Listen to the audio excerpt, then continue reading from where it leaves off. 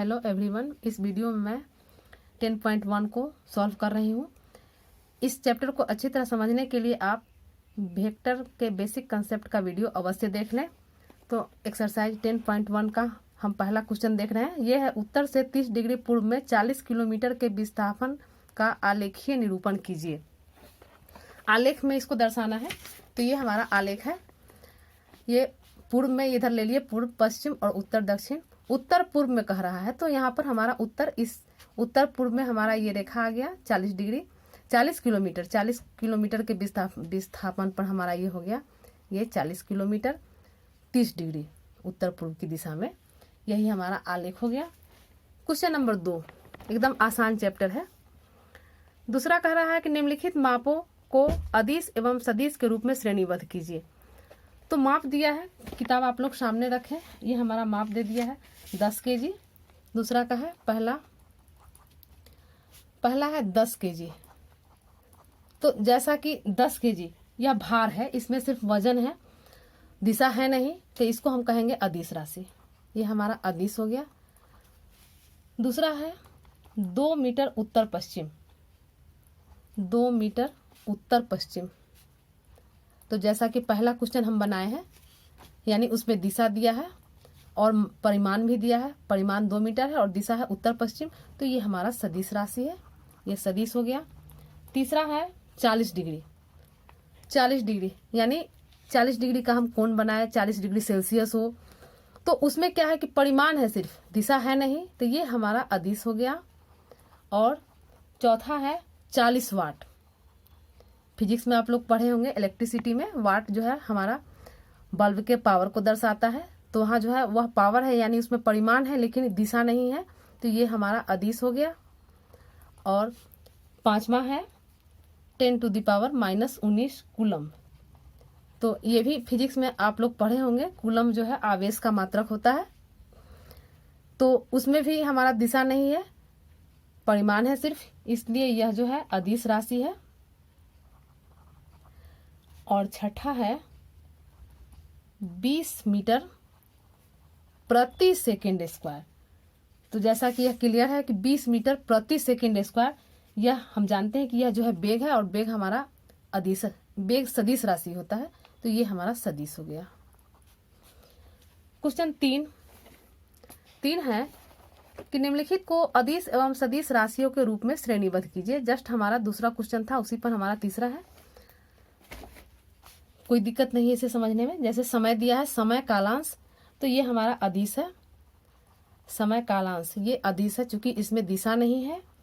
दूसरा दिया है दूरी, तो दूरी ये भी हमारा अदिश है, चूंकि दूरी में हम अगर कहें कि 4 किलोमीटर दूर, 5 किलोमीटर दूर, तो वहाँ दिशा नहीं निर्दिष्ट होता है, सिर्फ परिमाण निर्दिष्ट होता है, तो इसलिए इसको हम कहेंगे कि दूरी हमारा अदिश है। तीसरा बल है, तो बल जैसा कि हम जानते हैं ये हमारा सदिश राशि है। फिजिक्स में पढ़े होंगे कि किसी चीज पर हम लोग बल लगाते हैं तो कितना बल लगाएं और किस तरफ, किस दिशा की ओर लगाएं, ये दोनों चीज उसमें आता है। तो बल में हमारा परिमाण और दिशा दोनों निर्धारित हो गया, इसीलिए बल हमारा सदिश राशि है। चौथा है बेग, तो बेग भी अभी ऊपर वाले क्वेश्चन में बताए हैं, ये भी हमारा सदिश राशि है, बेग हमारा सदिश है। और पांचवा है कार्य। तो कार्य जैसा क्लियर है, कोई कार्य करते हैं, कोई वजन हम उठाते हैं, तो वजन उठाए एक कार्य हुआ, लेकिन यह जो है उसमें दिशा नहीं है, तो इसे हम कहेंगे अदिश राशि। ये हमारा अदिश हो गया। क्वेश्चन नंबर 4 है, आकृति दिया है और इस आकृति में कह रहा है पहचानना है कि सह आदिम कौन है, समान कौन है, संरेख परंतु असमान कौन है। तो फिगर को हम बना लेते हैं। ये हमारा वेक्टर ए है, इसको पहले बना ले। ये है वेक्टर बी, इसका दिशा ये है, वेक्टर बी यहाँ है, वेक्टर ये है वेक्टर सी, और वेक्टर डी भी सी पर ही, जिधर सी है उधर ही है। तो सह आदिम हमारा कौन है, तो हम परिभाषा से जान चुके हैं कि सह आदिम यानी जिसका प्रारंभिक बिंदु एक ही हो, वह सह आदिम कहलाता है। 2 या 2 से अधिक वेक्टर का, 2 दो या दो से अधिक सदिश का प्रारंभिक बिंदु अगर एक ही हो तो वह सह आदिम कहलाता है। यहाँ हमारा ए और डी है सह आदिम, तो इसको हम यहाँ पर ए और डी लिखेंगे क्योंकि ए और डी का ये प्रारंभिक पॉइंट एक ही है। दूसरा है समान, तो समान जो है, समान में क्या है कि दिशा और परिमाण एक ही होता है, यानी हमारा बी और डी दोनों का दिशा और परिमाण एक ही है, तो ये हम इसको कहेंगे समान सदिश। ये बी और डी हो गया। तीसरा है संरेख परंतु असमान, तो संरेख परंतु असमान, तो ए का हम ए देख रहे हैं, ए और सी जो है पैरेलल है लेकिन असमान है, यानी इसका डायरेक्शन इधर है और इसका डायरेक्शन इधर है, तो ये हमारा संरेख परंतु असमान में हो जाएगा वेक्टर ए और वेक्टर सी। ये संरेख परंतु असमान, संरेख परंतु असमान। अब पांचवा क्वेश्चन, क्वेश्चन 5 है कि निम्नलिखित का उत्तर सत्य अथवा असत्य के रूप में दीजिए। वेक्टर ए तथा माइनस वेक्टर ए संरेख है, तो ये सत्य है या असत्य, इसको देखें। ये क्वेश्चन 5 है।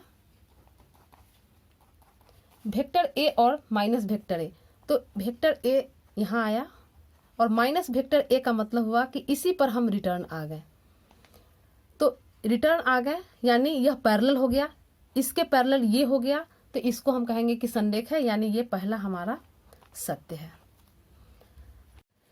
एक वेक्टर ए ले लेते हैं और दूसरा वेक्टर हमारा डी है, तो ये क्या है, ये हमारा संरेख है लेकिन समान नहीं है। और क्वेश्चन कहता है कि दो संरेख सदिशों का परिमाण सदैव समान होता है, तो ये यहाँ असत्य हो गया क्वेश्चन के अनुसार, तो ये असत्य हो गया। तीसरा कहता है कि समान परिमाण वाले दो सदिश संरेख होते हैं, तो कोई जरूरी नहीं है कि समान परिमाण हो तो वह सदिश जो है संरेख हो। जैसे मान लेते हैं कि एक वेक्टर ये 2 मीटर का है और एक ये भी है हमारा 2 मीटर, दोनों का परिमाण समान है लेकिन यह जो है पैरेलल नहीं है, समांतर नहीं है, तो यह जो है संरेख होने के लिए हमको डायरेक्शन इंपॉर्टेंट है, मैग्नीट्यूड नहीं। संरेख होने के लिए डायरेक्शन यानी दिशा हमारा पैरेलल होना चाहिए, दिशा का महत्व होना चाहिए, इसका परिमाण का नहीं। और क्वेश्चन में कह रहा है कि समान परिमाण वाले दो सदिश संरेख होते हैं, तो ये हमारा गलत है, यानी इसको हम कहेंगे असत्य। और क्वेश्चन 4 है, किताब में देखिए आप लोग कि समान परिमाण वाले दो संरेख सदिश समान होते हैं, तो चूंकि हम जानते हैं कि समान के लिए परिमाण और दिशा दोनों बराबर होना चाहिए, लेकिन यहाँ कह रहा है कि समान परिमाण वाले दो संरेख सदिश, परिमाण समान कह रहा है लेकिन संरेख सदिश, तो उसमें संरेख में हमारा जो है डायरेक्शन का इम्पोर्टेंट है, तो यह जो है हमारा असत्य हुआ। ये भी हमारा क्वेश्चन 4 जो है असत्य हुआ। तो आज हमारा ये चैप्टर कंप्लीट हुआ। अगले चैप्टर के लिए आप अगला वीडियो अवश्य देखें। धन्यवाद।